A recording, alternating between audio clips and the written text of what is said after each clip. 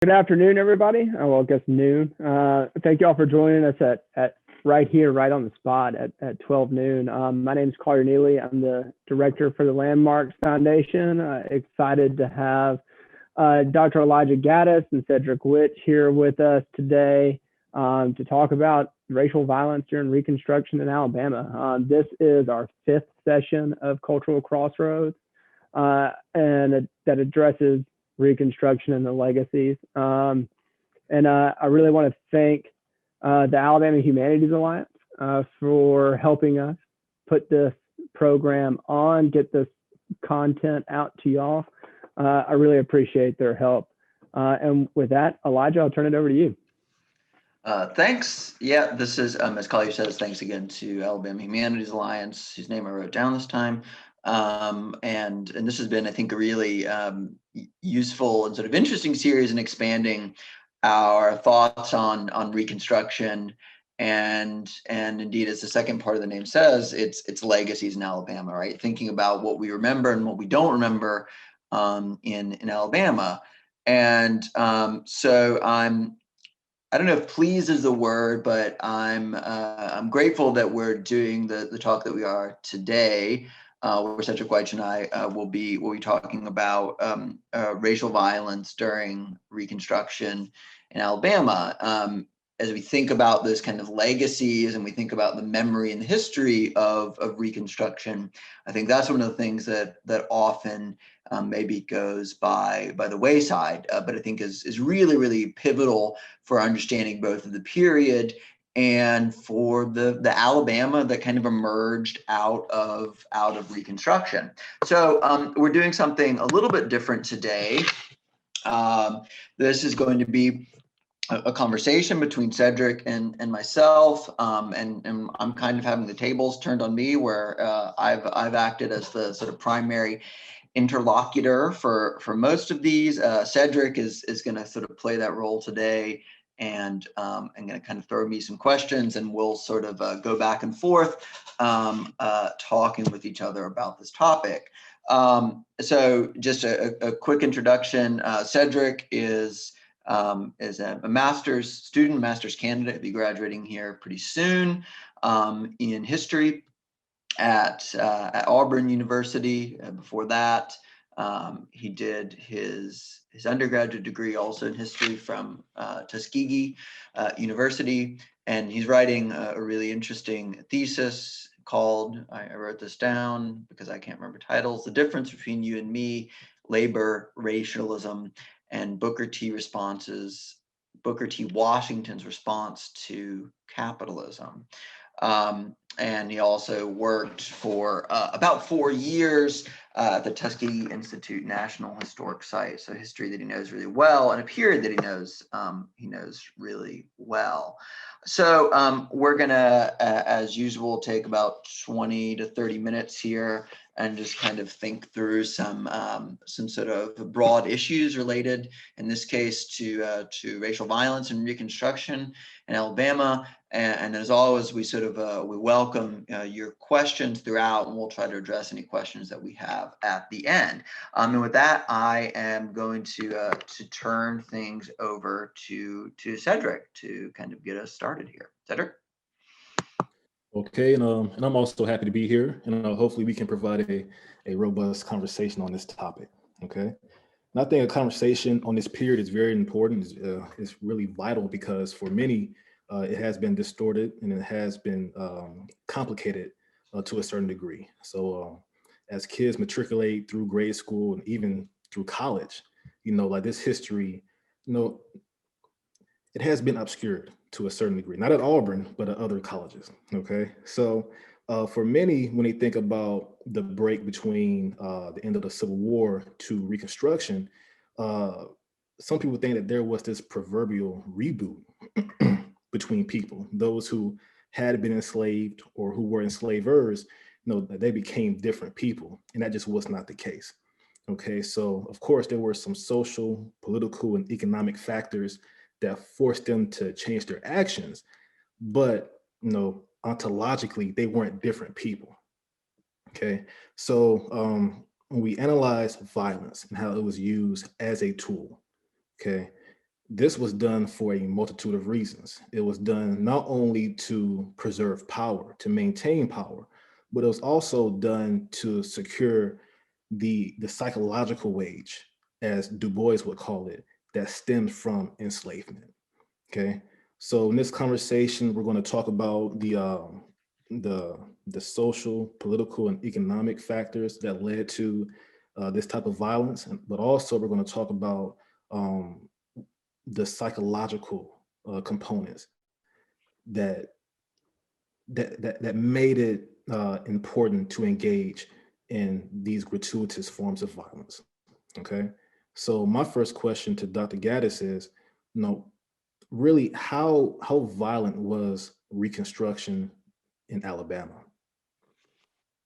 Yeah, that's a great question, and I appreciate so much what you're saying, Sedric, about this kind of continuation, right, of the violence, the kind of what we would think of as I don't want to use too academic of a term, right, but what we would think of as a kind of structuring violence of slavery, right, and its continuation into Reconstruction, its continuation sort of after emancipation. And I think that's where we have to begin, right? As so many of these things often do, right? Beginning in slavery and thinking about the forms of violence that were certainly a part of this, and as Sedric so aptly said, were an extension of the kind of relationship between enslaver and enslaved, what we for a long time would call master and slave.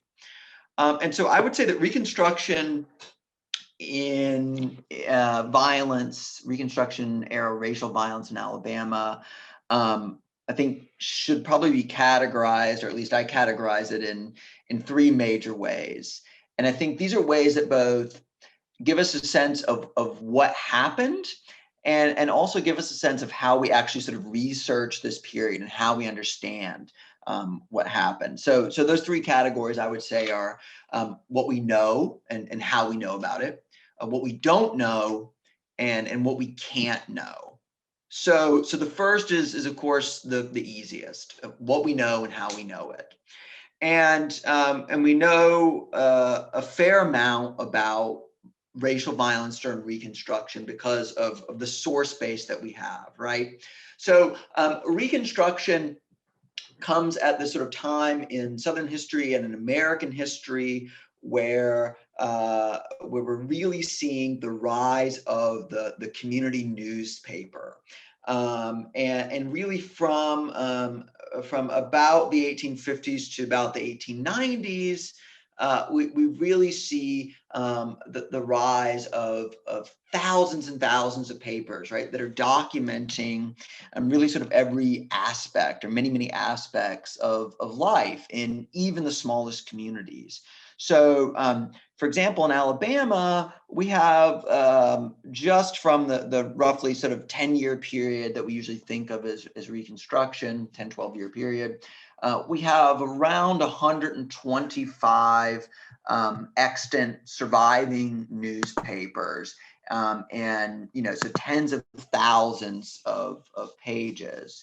And so by the 1860s and 1870s, pretty much every county seat in Alabama has its own newspaper, and larger ones might have two or three. There's a caveat here, right, that Alabama was still suffering economically from the sort of ruptures of the Civil War, and so might have had relatively fewer than other states, but still, they're sort of everywhere.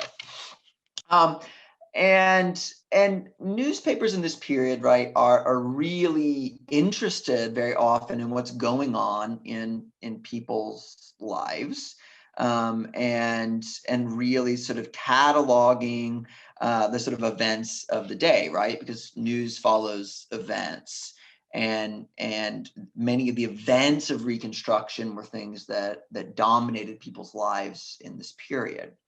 I have to admit that when I started doing research on racial violence in this period a decade or so ago, I had no idea to what extent it would be covered in newspapers, right? Because I think we have this perception of violence, and especially racial violence, something that is private, something that is clandestine, right, and not something that is often talked about.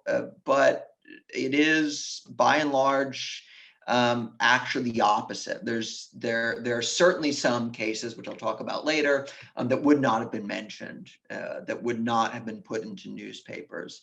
But for the most part, lots and lots of this racial violence is mentioned, is written about extensively in these local newspapers. And we have to put that into perspective, right? People did not necessarily think at the time that these were negative things, right? As Sedric suggested at the outset, people had not necessarily changed fundamentally.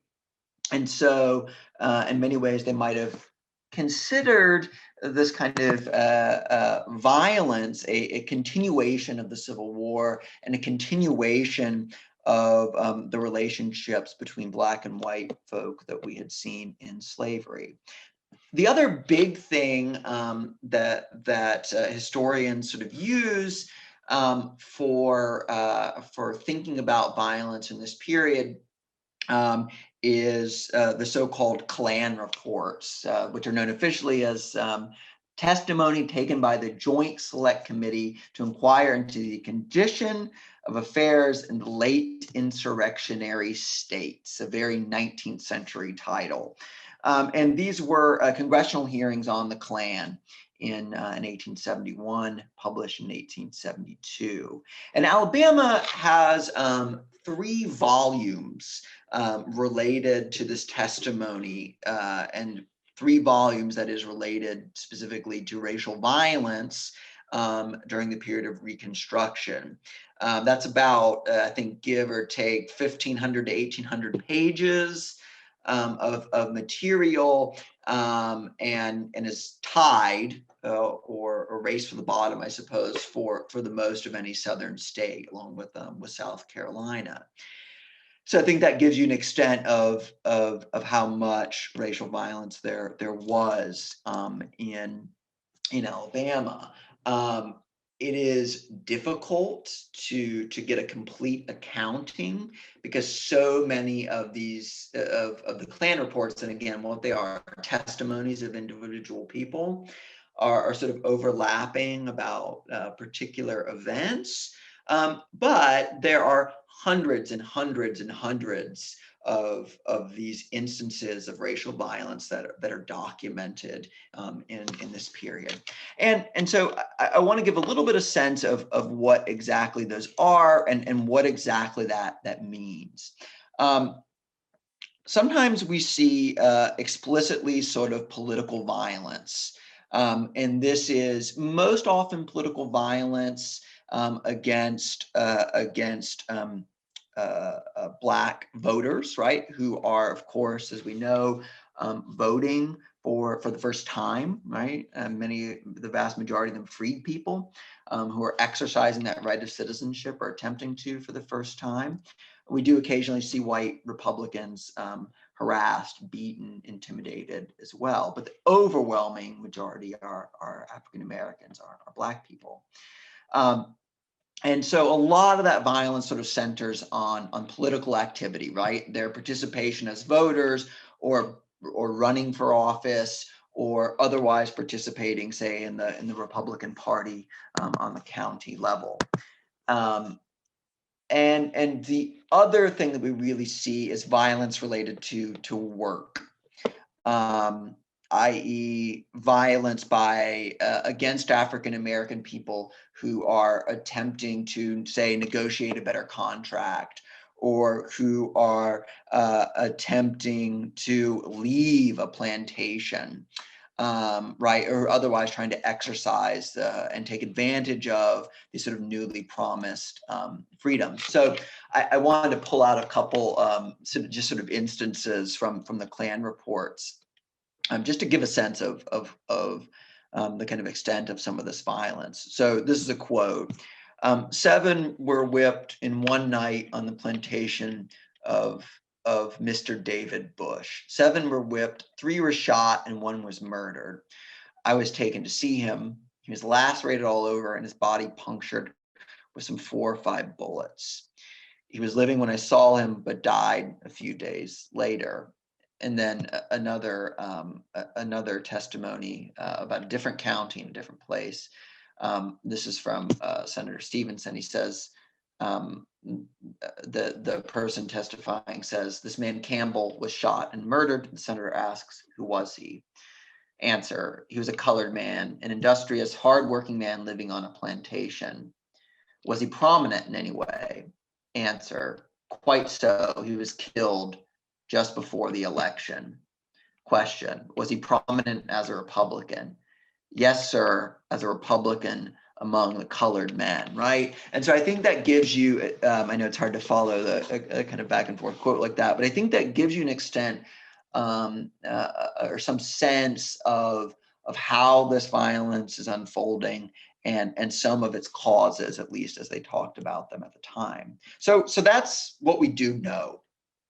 Many hundreds of instances of violence, of whippings, beatings, intimidation, etc. So now I want to talk a little bit about what we don't know. Okay, and what we don't know are the more sort of the more commonplace things. What one scholar has called the everyday violence of Reconstruction, and by more commonplace, more everyday violence, I mean things like like someone cussing out one of their workers, or someone pushing a Black woman off the sidewalk, or someone refusing to pay their newly freed workers, or a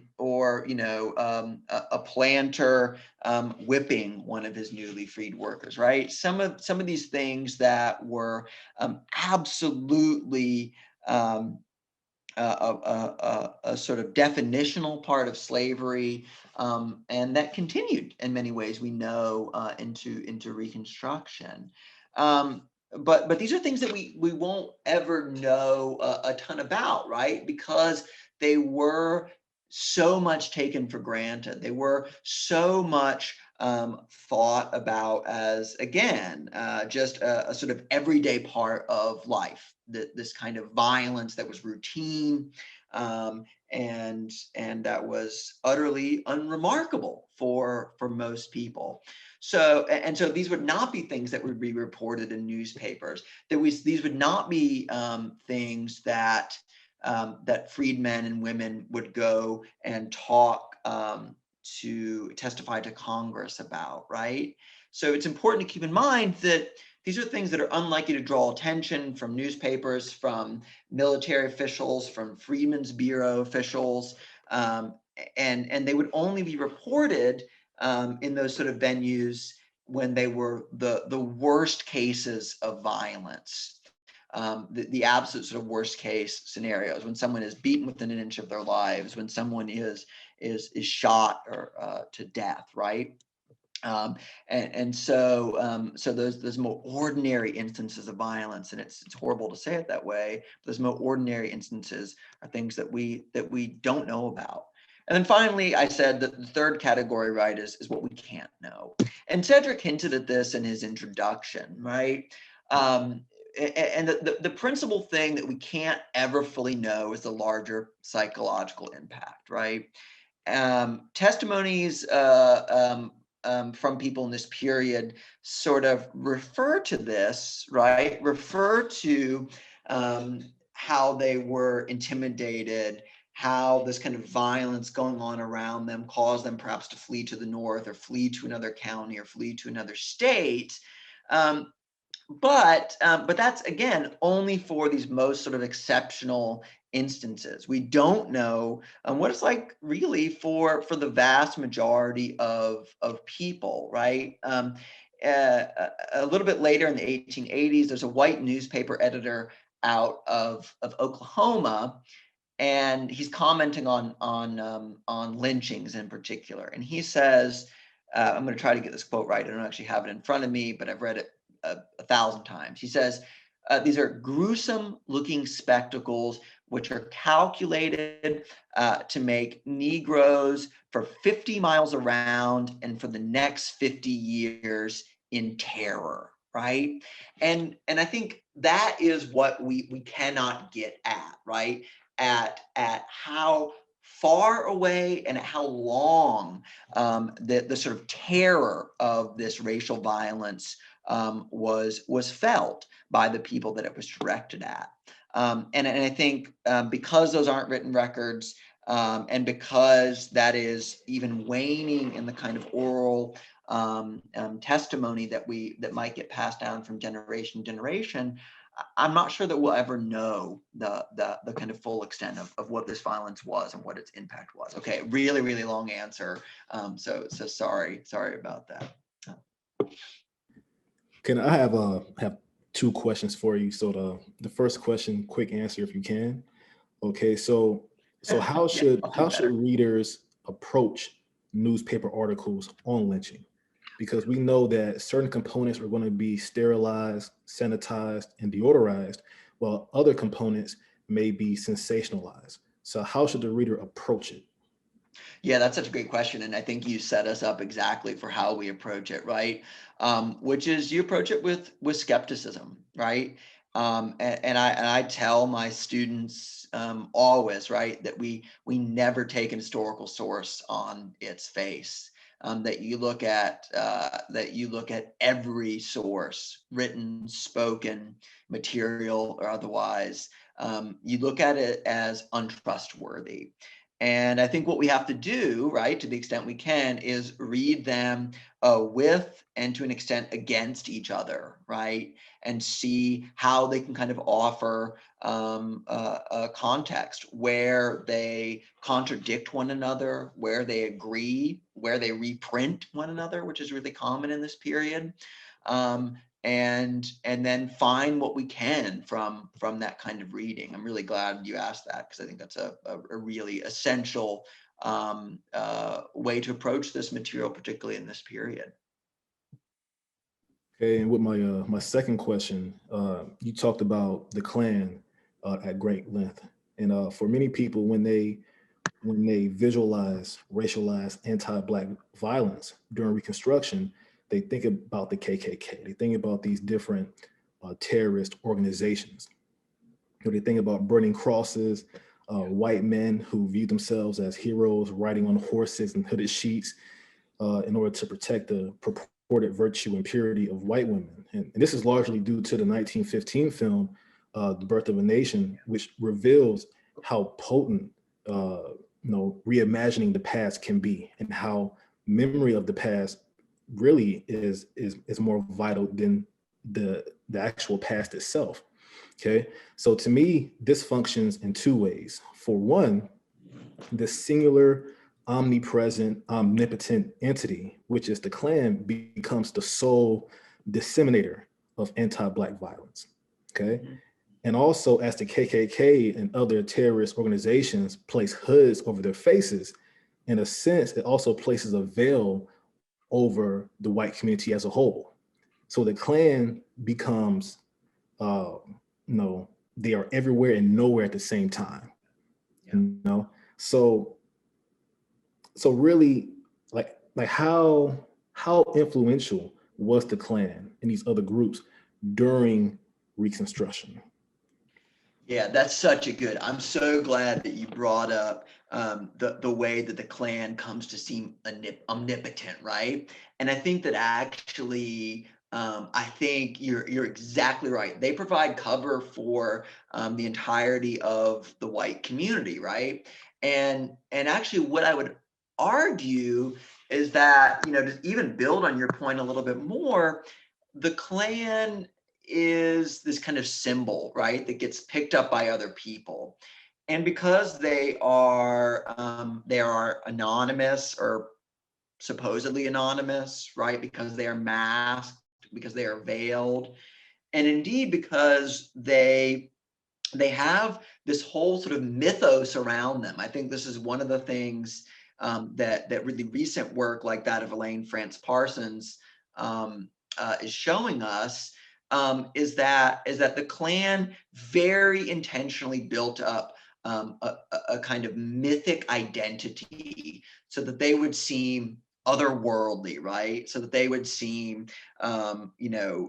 like ghosts or spirits, or demons, right? And so what that allowed them to do, or what that allowed people who could kind of claim the mantle of the Klan to do, was precisely what you said, Sedric, right? Which was to pretend as if these things were not actually an extension of big parts of the white community, right? And were not actually an extension of, again, what I earlier called, quoting Kadada Williams, the everyday violence of Reconstruction, or everyday violence of emancipation, is what Kadada Williams says. And so I think then that that what happens is that you have this sort of this symbol, right? This kind of mythic symbol of the Klan, and people that are not actually members necessarily of the Klan, as we understand it, pick up on that symbol and use it as a way of sort of pinning this violence on this sort of organization, right? But what we see from sort of recent histories of the Klan is that actually, in Reconstruction, there's not necessarily that kind of national organization that we think of when we think of the KKK. That doesn't really happen into the 20th century, the 1910s and 1920s especially. Instead, the Klan is just this kind of, again, this useful symbol that people sort of pick up and say, oh, it's the Klan that did this violence. Oh, it's this kind of, these mythic anonymous sort of figures. And so violence gets blamed on them rather than on these more sort of localized communities. And so I would say in Alabama, even more specifically, two people that sort of helped kick off this series, Michael Fitzgerald and Burtis English, have both written recently, and I think really brilliantly, about how we have to approach the Klan and Klan and other organized violence and Reconstruction in Alabama, which is by looking at it sort of county by county, right? And seeing how it unfolds in these particular places at these particular times, right? And a lot of that has to do with the sort of composition of these places, with the politics of these places, and particularly with the forms of Black resistance that we see in these places. And I would add one other thing really quickly to sort of build on your point, Sedric, about Birth of a Nation and its sort of omnipresence. Historically, I think very often we think of the Klan as this sort of popular symbol, right? That is important in sort of popular historical understanding of Reconstruction. But I would point out as well that one of the reasons we think of the Klan as so central to Reconstruction era violence in Alabama is because of Walter Linwood Fleming, who wrote the first history of the first sort of full history of Reconstruction in Alabama a little over a century ago. He put the Klan very centrally as sort of resistors of Reconstruction, and in his mind as sort of the heroes of Reconstruction. And we are still working against that sort of understanding of the Klan and its kind of centrality. So, yeah. And we're talking about this violence that it can become so broad that it becomes ambiguous. So we're talking about violence for African Americans since their injection into the Americas, and more specifically North America. Violence was ubiquitous. Okay, like to be enslaved, you have to be forced, you have to be thrusted into enslavement. No one would choose that condition themselves. So how does violence as a social, economic, and political tool mutate into something totally different during Reconstruction, So like what were the specific forms of violence that emerged in this time period? Yeah, that's a great question. And I really like how you put that. You know, it's really interesting, right, to think about. We've talked a little about the continuations of racial violence from slavery, right? But we also see, I don't want to call them novel forms, right? But we also see new ways of asserting racial dominance through racial violence in this period. And I would point particularly to lynching, right? And its sort of evolution in the 1860s and 1870s. So to give like a really brief kind of prehistory, right? Lynching had existed for many, many, many decades before this, but it was a different type of crime, or a different type of punishment, if you will, right? It was associated with so-called frontier justice, right? With what people thought of before this period as a kind of community expression of justice on the frontier out in the Wild West. And in the 1860s and 1870s, particularly, we really see it evolving into a form of racialized and politicized violence, which is to say, we really start to see lynching emerging as a way for these white communities to punish what they perceive of as Black criminals, right? In Reconstruction, that means largely political people who are sort of charged with, again, political or work crimes, right? Who are sort of rebelling against the social order in that sense. And then it becomes, especially in the 1880s, especially the 1890s, we start to see the rise of so-called spectacle lynching, right? Lynching, which was meant to be, again, that sort of sign, that kind of symbol, that kind of warning, that kind of terroristic warning, right? Literally taking the form of what we think of terrorism now, right?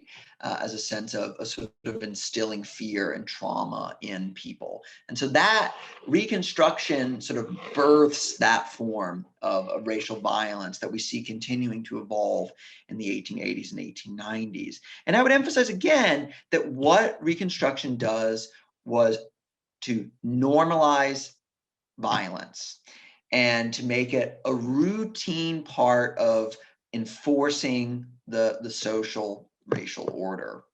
So I kind of want to turn this back to you, Sedric, because you and I are working together and you especially have done a ton of work on lynchings in Alabama.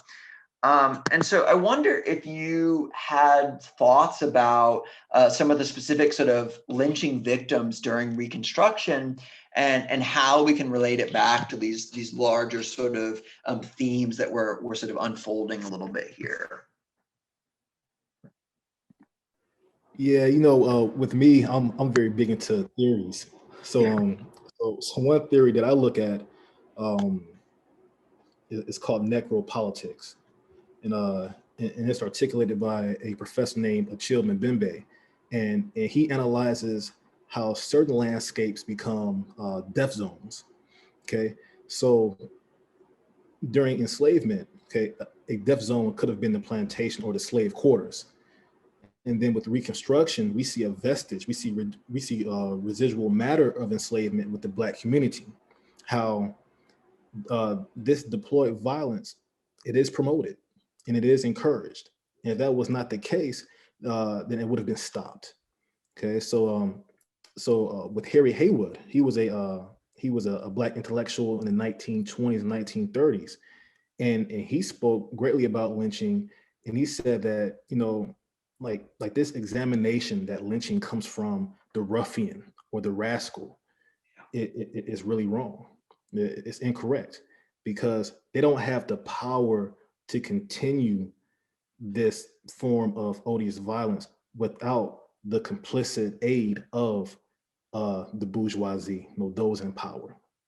So with Reconstruction, we're seeing a complete annihilation of the virtue of African American bodies. And we see this continuation all throughout history, how there's always going to be some type of justification for those heinous crimes. Like we see it to this very day. We have a very big trial going on right now in which they're trying to justify why an individual was killed. And we see the same thing back in Reconstruction. Yeah. Yeah. I mean, can I put you on the spot and ask you what you think the sort of legacies of this racial violence are, then, to just kind of build on that point that you're making there? Yeah, because like you said, that there are different forms of violence happening during Reconstruction. Not only do we have spectacle lynchings, but we also have the convict lease system starting to emerge. And what does that translate into? Mass incarceration. Okay, and you made a great point early on about what violence really does. So when a lynching takes place, it just doesn't impact that person that was brutalized. Okay, it has a huge impact on everyone in that state because they know that it can happen to them. The person who was killed, who was accused of a crime, it doesn't really matter if it was true or not. And everyone in the state understands that. It doesn't matter. As long as I have this skin tone, I can be victimized and I can be demonized in a very horrific way. Okay, so that fear that reverberates across different landscapes, it serves to paralyze certain racial groups. Either they are paralyzed in terms of their ambitions, aims, or goals, or it serves as a tonic to force them to leave certain areas. So they have to abandon their homes. They have to abandon their land. Okay, so this form of violence, it serves the dominant class in a multitude of ways. Okay, psychological, yes, but also economic. Okay, you're looking at capitalism and how it's functioning. It's very important to keep this class as the mud sill, as it was called during that time. Yeah. Yeah, I think that's really important. And I think, one of the other things that you and I have talked about is and one of the things I think it's really interesting as we're learning and thinking more about this period, right, is, not to make this a story of uplift or triumph, right, but to also not make Black people just solely victims, right? Because there's obviously this systematic oppression that we're talking about. But one of the interesting things we also see emerging in Reconstruction is the sort of many forms of resistance, of Black resistance, right, against these sort of forms of white supremacy and of racial violence. And that means, in some places, that means in Alabama, that means the formation of Black militias, right, of Black militia groups and armed resistance. In some places, that means a more sort of nonviolent resistance, right? Or even resistance that's based, as a really smart article by Michael Fitzgerald that I referenced earlier, that's based on sort of the threat of a Black majority in some places, say in the Black Belt, for instance. We also see briefly in this period, right, the rise of political resistance, right, of African Americans being elected to political office, and in that way being resistant to these larger structures of violence. But I mean, and I think that's a sort of balance, right, with what you're saying, right, that we have to understand this period as characterized by both of those things, right, by this endemic, ubiquitous violence, and also by this sort of emerging resistance. And I would say that those are actually really good ways of sort of marking two of the major themes in Alabama history, in Alabama's history from that period onward, right? And that we are going to continue to see both of those things kind of unfolding, right? That continued violence and those continued forms of resistance. And then I think, that's one of the ways that we have to sort of think about Reconstruction's legacy, at least for me, right, is how it helps to form those sort of frameworks kind of going forward. So thanks again to everyone for attending, especially thanks to Sedric Wytch for joining me today, and really sort of prompting me, I hope, to think about things a little bit differently, and also to talk maybe a bit too much. Thanks to Sedric for really brilliant insights and questions here. Thanks again to Alabama Humanities Alliance for sponsoring this. And all these talks, including this one, will be made available on Landmarks Foundation of Montgomery's YouTube page. We'll post those on social media and try to send out, I'll write myself a note to remember to send out links to participants in this symposium. So thanks again to everyone, and please come out for the next iteration of this series, which we'll be announcing soon. Thanks very much.